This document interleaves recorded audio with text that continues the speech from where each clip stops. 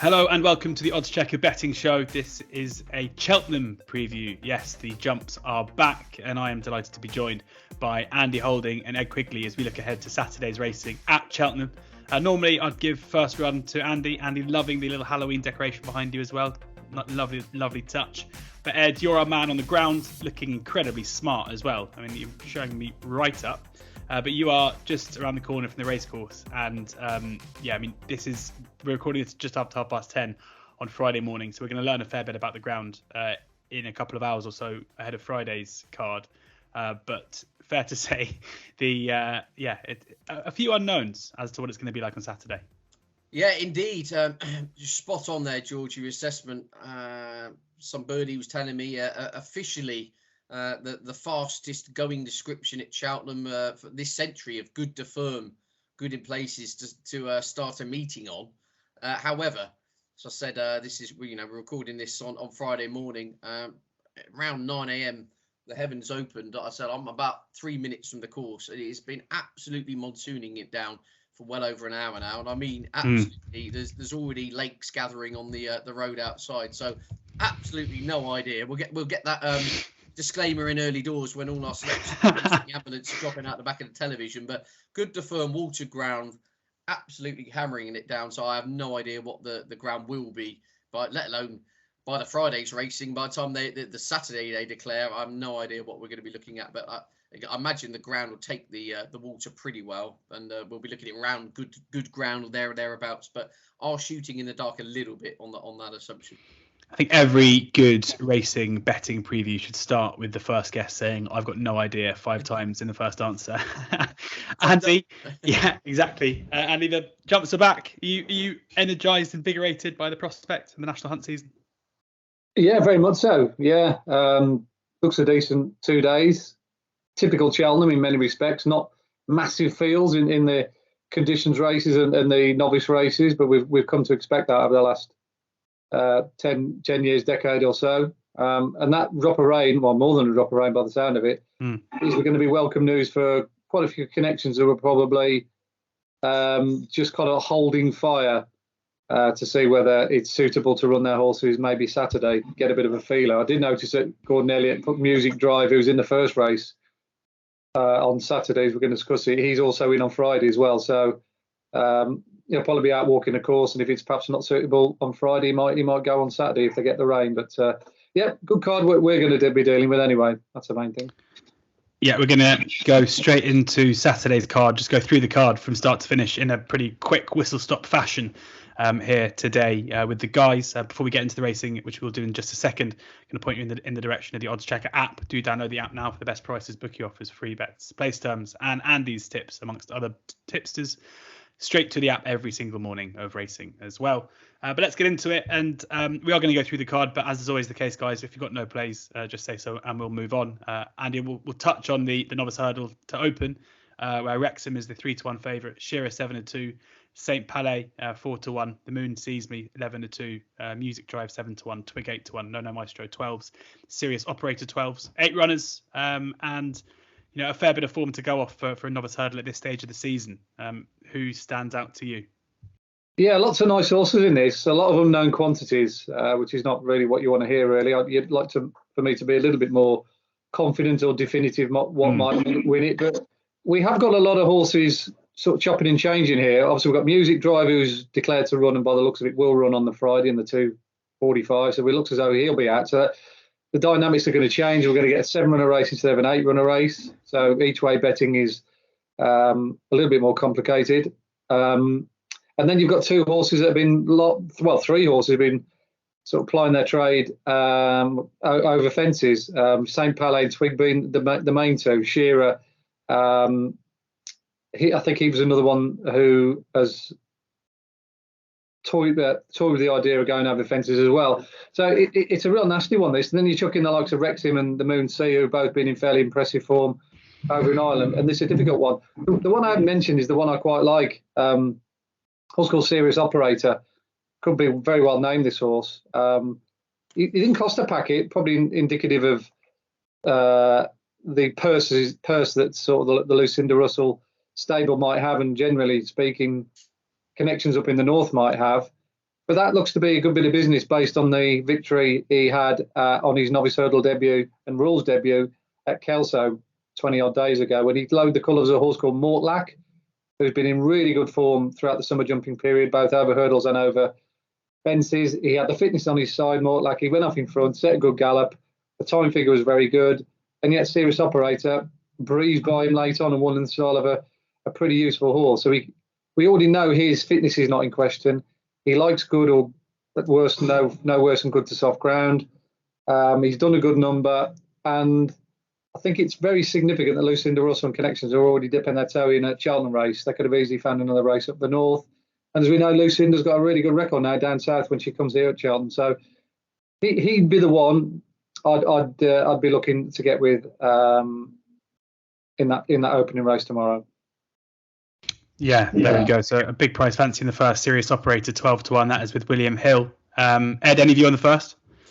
Tentatively be with Shearer here. I think we're around 7-2 mark. The tongue tie went on for the first time at Worcester last time out and fairly bolted up, like in the process, beating Exposed Sort in Red Happy. So perhaps we shouldn't go kind of head over heels about the form, but Red Happy has come out and won again since, and the horse just cruised through that race and just breezed through it. And I just thought, look, maybe if there was a slight issue there, that tongue tie seems to have sorted things out.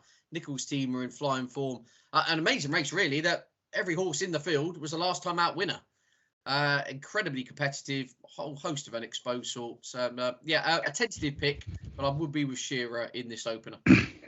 Yeah, Shearer 7-2, best price, second favourite behind Rexem there in the opener, the 130. Onto the second race on the card. It is the Handicap Chase over 3 miles and a furlong. The Hollow Ginge is 7-2 favourite ahead of Tullybeg at 6-1. Captain Catterstock also 6-1 with the Wolf 9-1. Cursarin 9-1, 12-1. Motown Maggie 12-1. Alzamar Guard 12-1. Neville's Cross and Lord Accord and Organdi as well. About half the field 12-1 here, Ed. Where are you looking for the second? Well, again, I'm kind of fence sitting here in the sense that I thought the Hollow Ginge, when this race was priced up early in the week, I think it was around 6-1 or there or thereabouts. And obviously that made plenty of appeal. Now that price has obviously gone up in smoke. This has clearly been the target for some time. Was beaten ahead in this last year off 137. Comes in here £10 lower. Good record fresh, just say beaten and on the line in this race 12 months ago. You'd imagine for this 9-year-old, this has been the target for some time. Just a note on the Twisted Davis team, though, they're unusually quiet for this time of year. They've only had, one winner in October. Bizarre, really. But I see a lot of the trainers are saying that they haven't got a lot of their string out on the grass gallops and some of the serious work. So it could be because of the dry summer we've had. Some of the bigger yards and basically a lot of yards are perhaps just a month or so behind where they normally would be, which is another added conundrum, if you see what I'm saying. So I like the Hollow Ginge when you 6-1, 3-1, not really bowled away by it. So all in all, and I'm just kind of a bit scratching my head with this one. So I'll leave it to Andy. There you go. Andy, take it away. Can't add any more than what Ed's already said. I come to the conclusion that the Hollow Ginge is the one I'd want to be with if I was going to have a bet, but it's an absolute stinker of a race. It really is. A lot of horses making their seasonal debuts. You've got Tullybeg due to run in a Novice Chase on Friday, so I presume he'll be out. You'd always have to respect the Gordon Elliott horse because he won it race last year with a definite plan, and he's got Motown Maggie lurking down the bottom. But a lot of sort of horses that are more renowned to be summer stroke autumn jumping horses, locking horns with horses making their seasonal reappearances where fitness is we don't know whether they're A-OK or not. I'd go with the Hollow Ginge. Look, he's top of our figures as well based on that run last year beyond definite plan, so he'd be the one to go with, but virtually no view whatsoever in that race. The Hollow Ginge 7-2 with William Hill if you are really searching for a bet, but it's not a strong one from either of the guys. A fascinating race in the third in the Masterson Holdings Hurdle. Andy sponsoring the race, which is good of him, over 2 miles. And we've got the locking of horns between Pied Piper and Night Salute after they dead heated at Aintree, and then Night Salute was given the race in the steward's room. But Pied Piper is the favourite to turn that form around at even money. Night Salute 9-4, Dr. Parnassus 11-2. Bella Sentia 10-1, Sawbuck 50-1. Tricky this, Andy, isn't it? Because Pied Piper obviously beat Night Salute comfortably at Cheltenham, and then a month later it was much tighter between the two. Do you think Pied Piper deserves to come into this one as favourite? Absolutely, yeah. He looks one of the strongest favourites on the card. I can't really see him getting beat here. Certainly pay a huge amount of respect to Milton Harris and what he did with Night Salute. It's quite phenomenal and managed to get a Grade 1 victory out of him. He turned that horse inside out from, I think it was Amanda Perrett's stable, when he looked a bit of a total cast off. But yeah, Pied Piper, I think, has just got a better body of work. I think it was a strange decision to give the race to Night Salute in the stewards room at Aintree. I must admit, I thought that was one of the oddest decisions of the season. But either way, Pied Piper beating quite easily in the Triumph Hurdle around a stiffer track. And Pied Piper at least has had the benefit of a recent run as well. I say recent, it was 130 days ago, but he did run really well in the Ascot Stakes. Well, Ascot behind none other than Coltrane. We know what kind of horse he is now. You know, second to Trushan the other day, a genuine Grade 1 stayer. And he only got beat 3 lengths. He also had a really troubled passage as well that day. He went for a run up the rail, didn't get a run, had to switch. So yeah, I think Pied Piper will win this and they'll win it easily. So yeah, no question for me to talk about too many other horses. Fair play. Eddie, you aligned with Andy? Do you think this is Pied Pipers? Yeah, absolutely. I think Cheltenham swings it more towards Pied Piper. All for the fact that I actually think Pied Piper is quite a quick course. Night Salute's wins, you know, Aintree, Kempton, Doncaster, very good on flat tracks. I know he won at Cheltenham, but that was just through superiority last season, where he beat 120 rated sort in the process of doing so. So I don't know. Pied Piper had Night Salute and Dr. Parnassus comfortably behind, didn't he, in the Triumph Hurdle? And I mean, on trials day, Pied Piper looked an absolute machine, and say to be beaten 2.5 lengths by Vauban, pretty smart form. I'd be tempted here, given the penalty structure. I actually think Dr. Parnassus might come into this if the rains do continue to fall, and I'd probably go Pied Piper to win with Dr. Parnassus to follow him home. I think there's more to come from that Dan Skelton individual. Looked a monster when he won his Novice over 2.5, and then I think the ground perhaps a little bit quick for him on the Triumph Hurdle itself, and perhaps he was a little bit outclassed. But keep your eyes on the weather with him. All in all, I think Dr. Parnassus, when he steps up in trip towards the end of the season, I think they've said they're going to look at stepping him up in distance in the spring. I think he might come into his own over that type of distance when there's a bit more of a emphasis on stamina. But so essentially, I think Pied Piper will win. And if the rain does arrive, I'll get Dr. Parnassus to get ahead of Night Salute, get in receipt of that £8. Yeah, interesting. So, taking on Night Salute there, Dr. Parnassus, the one to follow Pied Piper home. There is a market without Pied Piper where Dr. Parnassus is 5-2. Would that tickle your fancy, Ed? Yeah, I think that's fair. I said, again, to add that proviso, the only snag is how fit are the horses. You know, Dr. Parnassus making his first run for 6 months, but at that type of price, I'd probably take the chance. But all in all, I just probably might, my nap on the card. Pied Piper, I think a couple of firms were going odds against until recently. You can still get even money. I think that's perfectly fair by the horse who brings very good Cheltenham form to the table. And I think that will be the difference between him and Night Salute when it comes to the crunch. Always good when the lads are in agreement. Sounds like a bit of a nap to me. Pied Piper, even money with a fair few firms. Only Paddy's and Hills, Unibet and Betfair are odds on at 10 to 11. But Bet365, Sky Bet, 888, Bet Victor, Corals, Freds, everyone else all even money. So go and take that even. Sounds like one to get on side. Handicap Chase now over 2 miles will stay with you, Ed, for this one. Clear the Runway. Winning Machine is 3-1. Editeur Du Gite is 7-2. Dad's Lad 4-1. Effin Rock 7-1. The Widowmaker 8-1. Poseidon 12-1. And El Baracho 12-1. Yeah, we cleared the Runway. What a success story! On the 6th timer now.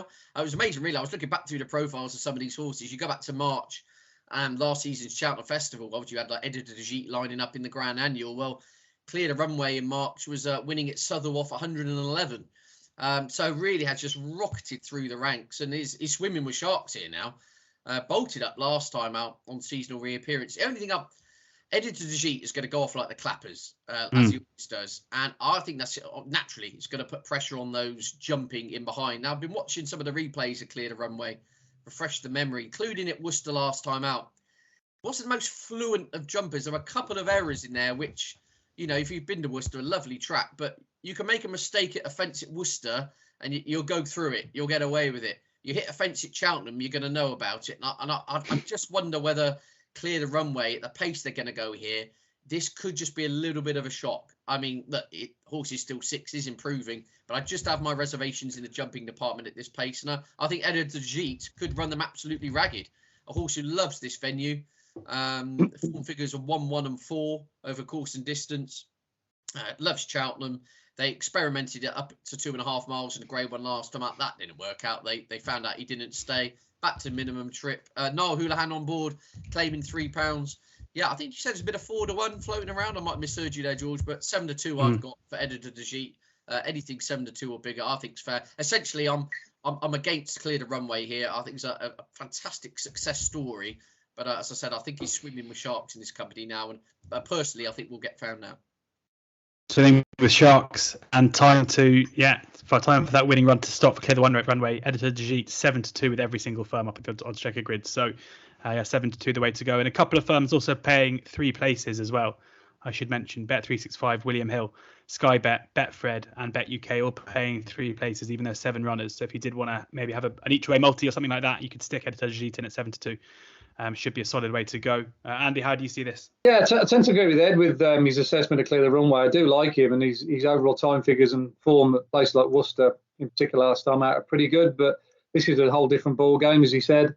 I think Editeur Du Gite would be the one I'd want to get with down the front end of the market, based on his Cheltenham form. Do try and stick to Cheltenham form as and when I see fit, and he has got a good record in these fairly small field races. Obviously, he wasn't good enough for Grade 1 company on his last start, but that was probably a bit too far as well at the end of a hard season. So I'd see him as the most likely winner. I'd actually have him in favourite myself. I think the Widowmaker could be the interesting one away from the front two. First run for Joe Tizard officially.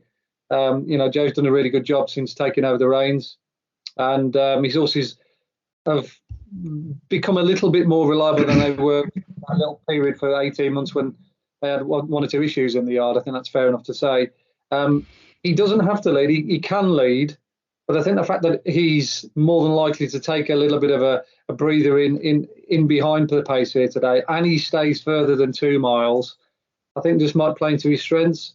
I don't think he's quite graded level, but he's not a million miles off. He ran against some of the kind of horses that you'd expect to be doing really well as second season novices, such as Miller's Bank at Aintree on his final start. That wasn't a bad effort, and he got beat up 15 lengths. So I do see him as being the fly in the ointment, and he's the kind of horse as well, because he's quite a buzzy type. I'd imagine that doesn't take a great deal getting fit. So I think it's 5-1 for him. Would that be correct? We don't a bit bigger, I think. Hold on, let me get it back up again. It's 8-1 with 365. 3 places. Yeah, now you've just given me that sort of nugget. Then 8-1. I was going to say bet him without the favourite, but bet 365 3 places, 8-1. Yeah, that's just plainly the wrong price, because they are going to go good clip here. You got Editeur Du Gite, El Baroccio, Effenock Fizz as well. When she won the Welsh champion earlier the other day, she made the run in, and he's a renowned front runner. So, he's bound to pick up some pieces late on, and he could scoop the lot. The Widowmaker, strong selection there. If you can get that 8-1 3 places, it might be gone by the time this goes out, judging by the look on Andy's face when I said it. For those listening to as a podcast rather than watching, Andy's face was. I don't think I've ever seen you make that face before. It was great. We've got to rattle through this pretty quickly. We've got places to be. The 350 next up is the Potemps Handicap Hurdle. Botox has the 6-1 favourite ahead of Shoot First at 13-2. Salvador Ziggy 7-1. Panic Attack 17-2. And Toya 9-1, 12-1 bar those. 18 runners here, a couple of firms. Paddy, Sky Bet, Hills paying 6 places. Ed, who do you fancy in the Potemps Hurdle? Yeah, as wide open as you would expect. Worth pointing out, I believe I'm right, and the Potemps final qualifier rules changed now. It's top 4 in order to book your ticket for the Cheltenham Festival. It was the top 6 places, so just something to bear in mind if you're looking at the longer game, if you like. But look, I got very small each way play here on Ask Dylan, horse number 9. Fergal O'Brien's team are absolutely flying. Jack Hogan, £7 claimer. Jockey's making a lot of people sit up and take notice at the moment on board. And look, recent form figures for Ask Dylan don't inspire. You could see that. However, as a consequence, the assessor has released the handbrake, and off 136 is now £8 lower than when last successful, which, funnily enough, came at Cheltenham. And then you throw in Jack Hogan's £7 claim on top of that. Arstillon is a very well-treated horse on form of this time last year. In fact, if you go back to his form in the December per attempts qualifier, which was won by Kansas City Chief, in second place that day was Botox Has. Now, Botox Has is your market leader at 6-1. Arstillon is 25-1, but Arstillon has a £10 pool at the weights with Botox Has for that 4-length kind of defeat behind him. So he's weighted to go well. It's just whether the old fire's still burn at the age of 9. But say, given the price, I'm happy to take my chances each way there. It's just say shop around for your each way terms. 25, 6 places. I wouldn't be shocked if he made the frame. I think he's incredibly wide open. Botox Has, you could argue, is still fairly handicapped in the sense that he won the National Spirit. And I think he only went up £1 for it, which I'm still looking at how the handicapper came to that assumption by winning that huge pot at Fontwell and only getting a £1 hike. I mean, you've seen him get about a £10 hike for winning a Mickey Mouse summer race these days, don't you? So I can't work that one out. But essentially, I think the kind of previous Cheltenham form, that collateral form, could be quite important here. And at a massive price, as I said, Arstillon in form yard, well handicapped, winning form at Presby Park will do for me at 25-1 each way. 25-1 each way is the price there, Ed. Andy, over to you. Yeah, a couple against the field for me. One that's had a run recently. Did They Leave You Out too? Who was a solid 4th in the Silver Trophy. By and large, that Silver Trophy form usually stands the test. It was a good race this year. It was won by Nappers Hill, who was a good novice last season and was a worthy winner on the day. But I like the way Nick Gifford's horse stayed on in the latter stages. I think this stiffer track will suit him. 12-1 is not a bad price for him. And the other one is Panic Attack, who's not say a course regular, but she's been around Cheltenham a few times. She won over 2.5 miles there last season, the day when I napped her, and she made heavy weather, to be honest. But in the cold light day, having seen her run at Haydock next time out, it's no great surprise because I think she needs further than 2.5 miles nowadays, looking at her. She was very strong in the finish behind that thing of Sue Smith's at Haydock on a final start. I'd imagine, given connections, this meeting has been on their mind for a little while. You have to look at David Pipe and the owner to know that they do like having winners at this showcase, and of course the main meeting in November. And I still think she's quite well handicapped for mark 125. So fairly consistent type as well. Panic Attack, along with Didn't They Leave You Out too, would be 2 each way bets against the field there. There you go. Did They Leave You Out too? 12-1 with Bet365. Who's the other one? Panic Attack. And Panic Attack as well. Yeah, 17-2 best price with Hills, who are also 6 places, and Bet Victor as well. The last 2 races on the card, no prices as yet. We've got a Novice Chase and the Bumper. Anything here, Andy? Any of those Bumper runners stand out in your ratings? I'm quite looking forward to seeing Marlon Mission over a fence in the 425. Absolute big slab of a unit, trained by John McConnell. I think off memory he ran in the Albert Bartlett, did he not? He finished 7th, and he went to Perth and he lowered the colours of a horse of Paul Nicholls won the EBF final, I think. Was it current option or something like that? Sorry? Complete Unknown. Complete Unknown, that's the one, yeah. Complete Unknown, yes. Thanks, Ned. Ed, I keep calling him Ned. I've got a friend called Ned. He calls me every day. I've been called a lot worse, Andy, so don't worry. No, yeah. He's in my brain at the moment. So Marlon Mission, I'm really looking forward to seeing him. Obviously, he's up against the likes of Ashtree Meadow and Chemical Energy, Life in the Park, have all been summer jumping. They've got a fitness edge, but John McConnell bringing him over here, he won't have any stone unturned, as far as I could see. And I'm a big fan of Fergal O'Brien in these bumpers at Cheltenham. Whether they're jockey arrangements, I don't know, but Paddy's riding school days over, which has got to be respected. But he's got a lovely mare down the bottom called Dreaming Diamond, who actually comes out top of our time figures based on that victory at Worcester back in the summer. She was really good, coming off a very strong pace that day. She came from a long, long way behind as well.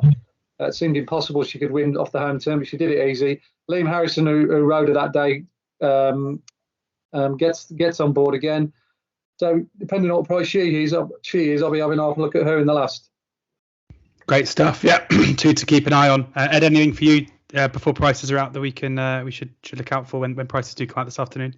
I haven't got anything in the bumper, although it's interesting what Andy says, because I'm from right in thinking the Fergal O'Brien second string won it last year with Bonte, causing a huge upset at 22-1. Now in the 425, obviously Ashtree Meadows declared on the Friday, so this race has got a messy look to it. I do like Life in the Park. I thought the horse looked the better the further he went in that 2 mile 6 assignment on Chase debut last time out, and I know his main market principal ran an absolute stinker, so maybe that form can you can get a little bit carried away with it, but I just thought he took to fences well. He did shift right-handed at a couple of obstacles, which will be something just to keep an eye on, and a small worry, but unexposed Henry de Bromhead chaser up to 3 miles, ticking a lot of the right boxes. So yeah, I do like Life in the Park in 4:25, and in the bumper, I'll either be trying to beat the traffic or order a skinny latte. We'll see how the day's going. Lovely stuff. Thank you very much to both Andy and for Ed for sharing their tips and insight with us ahead of a great day's racing on Saturday at Cheltenham. Ed, are you going to be there both days?